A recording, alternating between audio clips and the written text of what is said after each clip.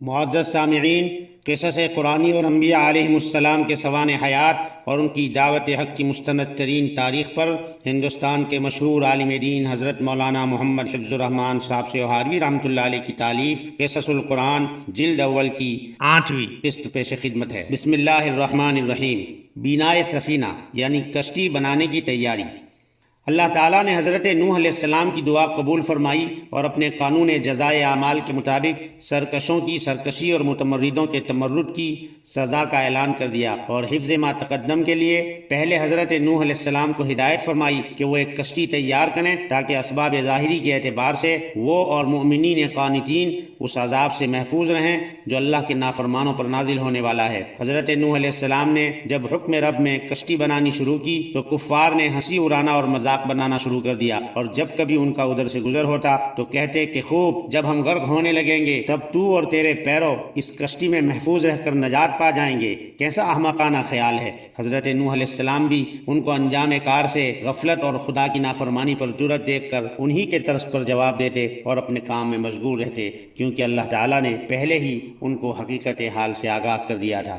واصنع الفلك بأعيننا ووحينا ولا تخاطبني في الذين ظلموا إنهم مغرقون۔ اے نوح، تو ہماری حفاظت میں ہماری وحی کے مطابق سفینہ تیار کیے جا، اور اب مجھ سے ان کے متعلق کچھ نہ کہہ، یہ بلا شبہ غرق ہونے والوں میں ہیں۔ سورہ ہود رکوع نمبر 4۔ آخر سفینہ نوح بن کر تیار ہو گیا۔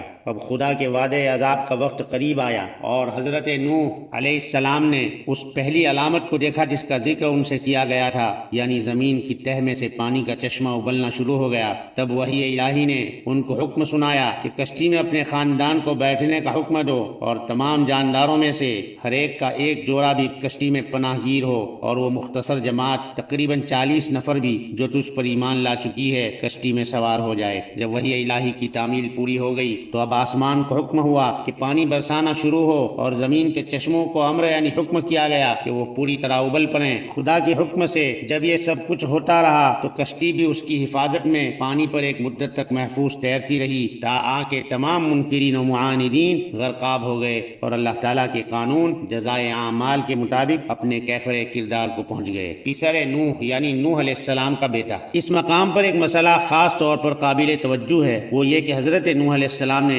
طوفانی عذاب کے وقت خدا تعالیٰ سے اپنے بیٹے کی نجات کے متعلق سفارش کی، اور خدا تعالیٰ نے ان کو اس سفارش سے روک دیا۔ اس مسئلے کی اہمیت قرآن عزیز کی حسب ذیل آیات سے پیدا ہوتی ہے۔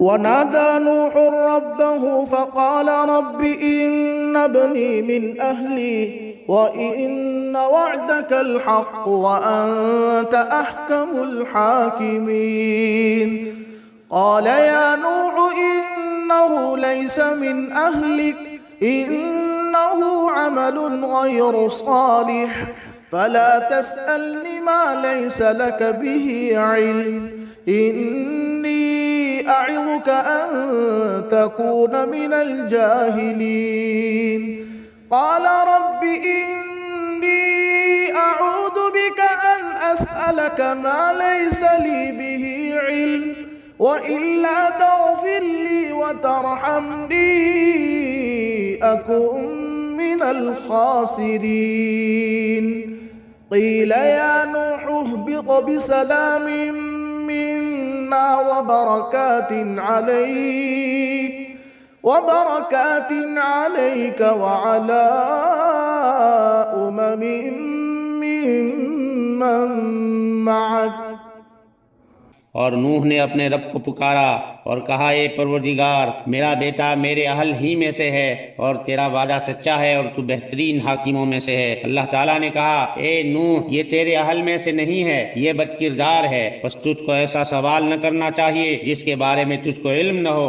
میں بلا شبہ تجھ کو نصیحت کرتا ہوں کہ تو نادانوں میں سے نہ بن۔ نوح علیہ السلام نے کہا، اے رب، میں بلا تردد اس بارے میں کہ جس کے متعلق مجھے علم نہ ہو تجھ سے سوال کروں، اس سے تیری پناہ چاہتا ہوں۔ ہوں، اور اگر تو نے معاف نہ کیا اور رحم نہ کیا تو میں نقصان اٹھانے والوں میں ہوں گا۔ نوح سے کہہ دیا گیا، اے نوح، ہماری جانب سے تو اور تیرے ہمراہی ہماری سلامتی اور برکتوں کے ساتھ زمین پر اترو۔ سورہ ہود رکوع نمبر 4۔ ان آیات سے معلوم ہوتا ہے کہ حضرت نوح علیہ السلام سے اللہ کا وعدہ تھا کہ وہ ان کے اہل کو نجات دے گا، اس لیے حضرت نوح علیہ السلام نے اپنے بیٹے کنعان کے لیے دعا مانگی، جس پر رب العالمین کی جانب سے عتاب ہوا کہ تم کو جس شے کا علم نہ ہو اس کے متعلق اس طرح سے سوال کرنے کا حق نہیں ہے۔ اس پر حضرت نوح علیہ السلام نے اپنی غلطی کا اعتراف کیا اور خدا تعالیٰ سے مغفرت اور رحمت طلب کی، اور اس کی جانب سے بھی خواہش کے مطابق جواب ملا۔ تو اب غور طلب بات یہ ہے کہ حضرت نوح علیہ السلام کا سوال کس وعدے پر مبنی تھا، اور آیا وہ وعدہ پورا ہوا یا نہیں، اور حضرت نوح علیہ السلام کو اس وعدے کے سمجھنے میں کس قسم کی غلط فہمی ہوئی، اور اللہ تعالیٰ کی تنبیہ پر انہوں نے کس طرح اصل حقیقت کو سمجھ لیا۔ اس سوال کے جواب میں حسب ذیل آیت قابل توجہ ہے۔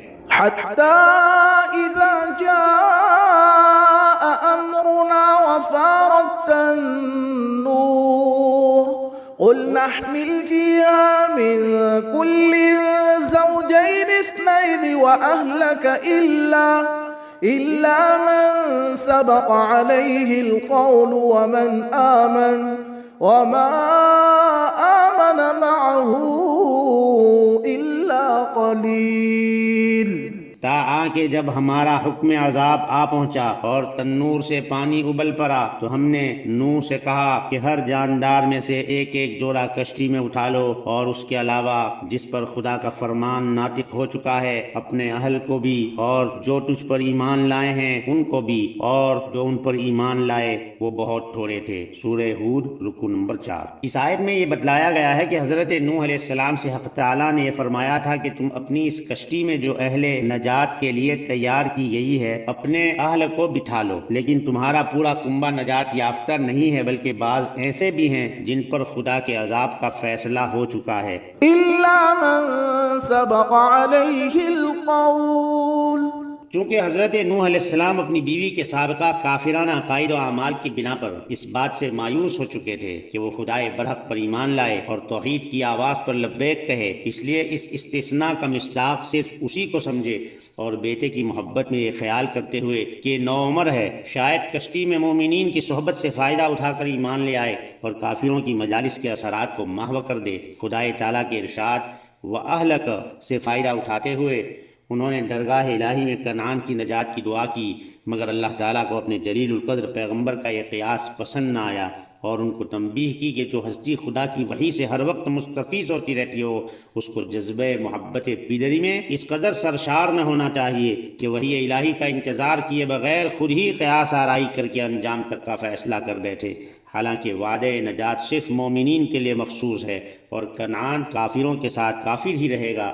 بلا شبہ تمہارا اس قسم کا سوال منصب رسالت و نبوت کے شان شان نہیں ہے۔ گویا حضرت نوح علیہ السلام سے خدائے تعالیٰ کا یہ خطاب دراصل عتاب نہیں تھا، بلکہ مشاہدہ حقیقت کے لیے ایک پکار تھی، جس کو انہوں نے سنا اور اپنی بشریت و عبدیت کے اعتراف کے ساتھ ساتھ مغفرت کے طالب ہوئے، اور خدا کی سلامتی اور برکت حاصل کر کے شاد کام و بامراد بنے۔ پس یہ سوال نہ معصیت کا سوال تھا اور نہ عصمت انبیاء کے منافی، اس لیے خطاب الہی نے اس کو نادانی سے تعبیر کیا، نہ کہ گناہ اور نافرمانی سے۔ بہرحال حضرت نوح علیہ السلام کے سامنے حقیقت آشکارا ہو گئی کہ وعدہ نجات کا منشا نسل و خاندان نہیں ہے بلکہ ایمان باللہ ہے، اس لیے انہوں نے اپنا رخ بدل کر کنعان کو مخاطب کیا اور اپنا منصب دعوت ادا کرتے ہوئے چاہا کہ وہ بھی مومن بن کر نجات الہی سے بہرور ہو، مگر اس بدبخت نے جواب دیا، قال سآوي إلى جبل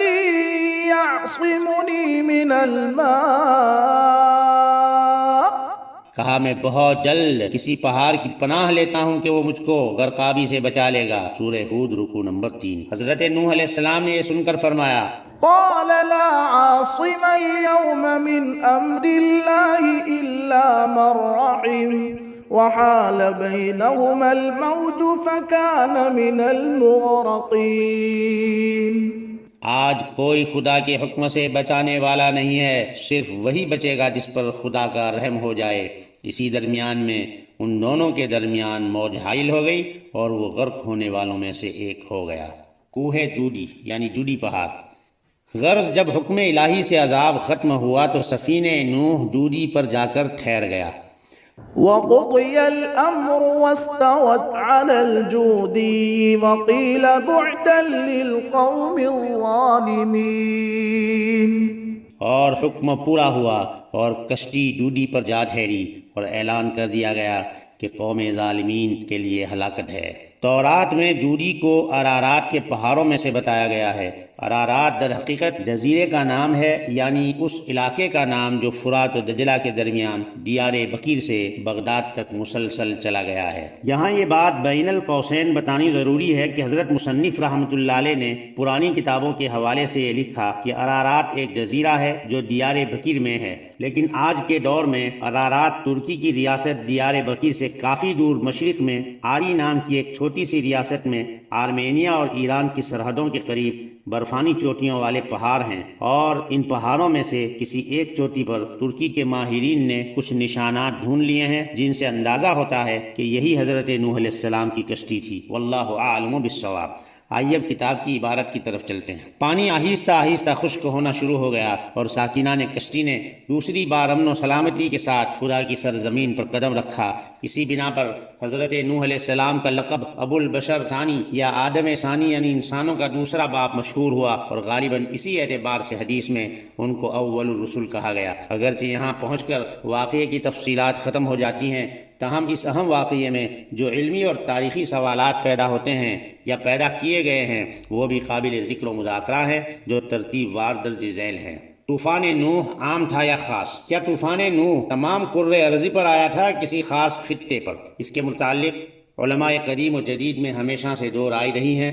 علماء اسلام میں سے ایک جماعت علماء یہود و نصارہ اور بعض ماہرین علوم فلکیات طبقات الارض اور علماء طبیعیات کی یہ رائے ہے کہ یہ طوفان تمام کرۂ ارضی پر نہیں آیا تھا، بلکہ صرف اسی خطے میں محدود تھا جہاں حضرت نوح علیہ السلام کی قوم آباد تھی، اور یہ علاقہ مساحت کے اعتبار سے 1,40,000 کلومیٹر مربع ہوتا ہے۔ ان کے نزدیک طوفان نوح کے خاص ہونے کی وجہ یہ ہے کہ اگر یہ طوفان عام تھا تو اس کے آثار کرۂ ارضی کے مختلف گوشوں اور پہاڑوں کی چوٹیوں پر ملنے چاہیے تھے، حالانکہ ایسا نہیں ہے۔